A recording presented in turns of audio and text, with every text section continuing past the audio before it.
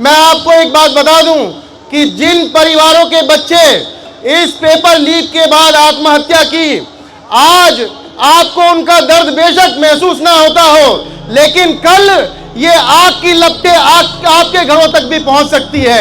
इसीलिए दूर खड़े होकर तमाशा मत देखिए, आपको इस आंदोलन का हिस्सा बनना पड़ेगा।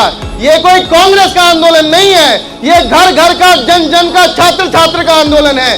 इसीलिए मेरे साथ एक बार जोर से बोलेंगे, धर्मेंद्र प्रधान इस्तीफा दो। कि जो छात्रों के गद्दार शिक्षा मंत्री धर्मेंद्र प्रधान है, वो अपने पद से इस्तीफा दे। क्यों इस्तीफा दे?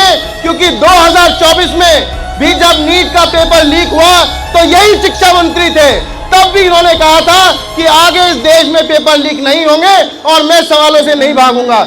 आज 2026 में भी हम उसी मुहाने पर खड़े हैं और क्या हुआ कि आज छात्र हताश होकर आत्महत्या कर रहे हैं। जब छात्र आत्महत्या करते हैं तो बहुत सारे लोगों को लगता है, कुछ लोग मेरे पास भी आकर बोले थे कि पेपर लीक हुआ तो क्या हुआ, दोबारा दे लेना।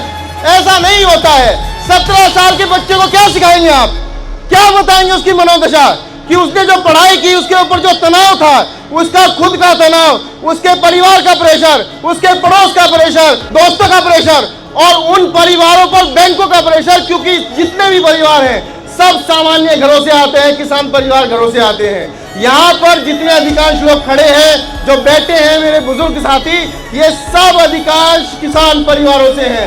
17 साल की बच्ची ने मध्य प्रदेश में जिसने आत्महत्या करी परसों, वो किसान परिवार से थी। 3 लाख रुपए किसान क्रेडिट कार्ड से कर्ज लेकर उन्होंने अपनी बिटिया को पढ़ाया था। क्या हुआ?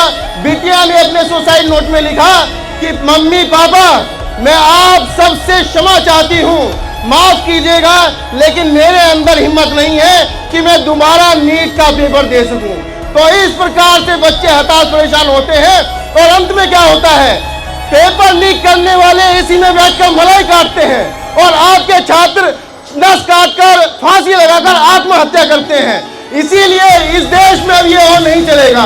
इस देश में अब नहीं चलेगा कि आपके बच्चे नस काटेंगे और नेताओं के बच्चे मलाई काटेंगे। इसीलिए आपको इस आंदोलन को ये समझना होगा कि आपके घर का आंदोलन है, आपके बच्चों का आंदोलन है और इसमें शिरकत लेकर धर्मेंद्र प्रधान जैसे छात्रों के गद्दार को इस्तीफा देने के लिए मजबूर करना होगा। साथियों, एक बार मेरे साथ जोर से बोलेंगे, धर्मेंद्र प्रधान इस्तीफा दो, धर्मेंद्र प्रधान इस्तीफा दो, एनटीए को रद्द करो।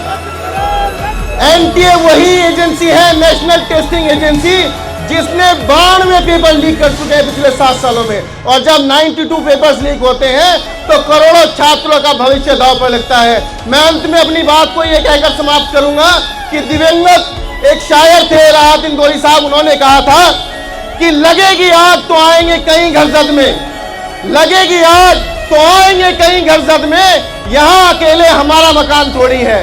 यदि आज आप खामोश हैं ये देखकर कि दूसरे का बच्चा मरा, दूसरे के बच्चे का पेपर लीक हुआ, हमारे साथ नहीं होगा, तो कल कोई आग की लपटें आपके घर भी पहुंचेंगी, तब आप रोएंगे, बिलबिलाएंगे और इसी तरीके से लोग तमाशा देखेंगे। तो मैं आपसे गुजारिश करता हूं हाथ जोड़कर कि इस आंदोलन को सीरियस लीजिए और धर्मेंद्र प्रधान जैसे गद्दार से इस्तीफा लीजिए। धन्यवाद।